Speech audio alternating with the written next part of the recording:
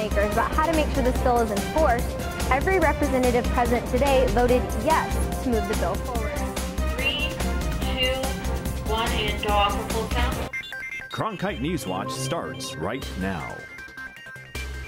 A live interview with Sheriff Joe Arpaio draws hundreds to ASU's Cronkite School, but not all were there to listen. Good evening, I'm Kristen Keogh. And I'm David Gonzalez. The controversial politician took part in a Meet the Press style interview. I think we really set ourselves apart in the quality that we bring every day to a live newscast. We have the great professors, a bunch of great student reporters, so why not do content that is compelling, that's relevant, that people need to know? There's no excuse not to. And I think that that's what drives us every day, is we cover the news no matter where it is, no matter what it is, and we try to cover it in a way that people will go, you know what, I'm really glad I saw that today, because that's something I needed to know about. Cronkite News reporter Lindsay Reiser joins us now with the latest. Lindsay, does the proximity play a factor? Yes, it does. Immigration officials. I think it comes down to the content, in that a lot of the stories have to do with politics. They have to do with broader issues that really are going to impact Arizonans. An update tonight on a story only seen here on Cronkite Newswatch. A homeless man has been living in a storage unit, but it seems his time at U-Haul is running out. As Cronkite Newswatch, we want stories that other stations aren't doing. And if they are doing it, we kind of want to take it a little bit further. Now, you've probably all seen this video of Deputy Adam Stoddard taking a piece of paper off a lawyer's desk during a hearing.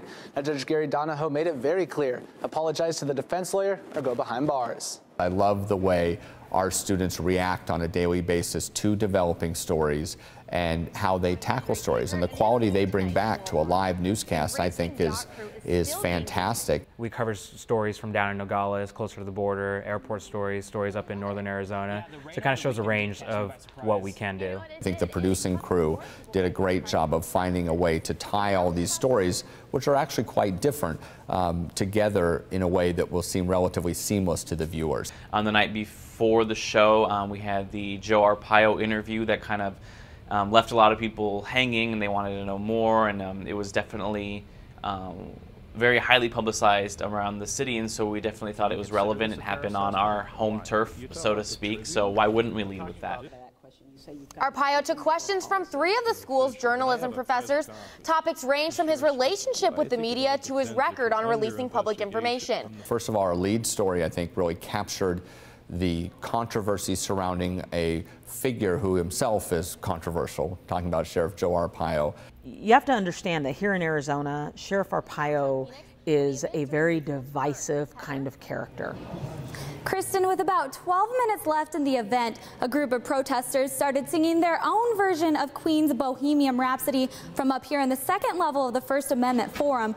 And while he may be simply a county sheriff at the most basic level, he is the sheriff of the largest county, most populous county in Arizona, and he's taken a very hard line on immigration, and that's something that everyone in Arizona is paying attention to today. I was disgusted by the display that the protesters did. I don't think they accomplished much. I really don't. I think they ruined a lot of people's evening. While others celebrated what they considered to be a defeat against the sheriff.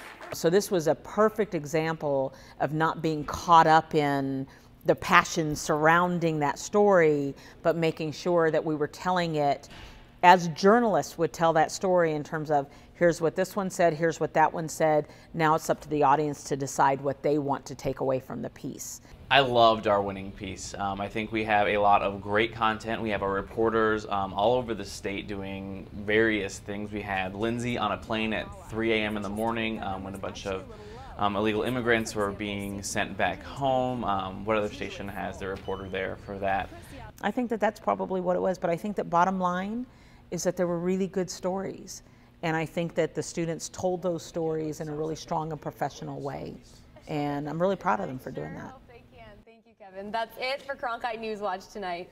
Thank you for joining us. Have a good night.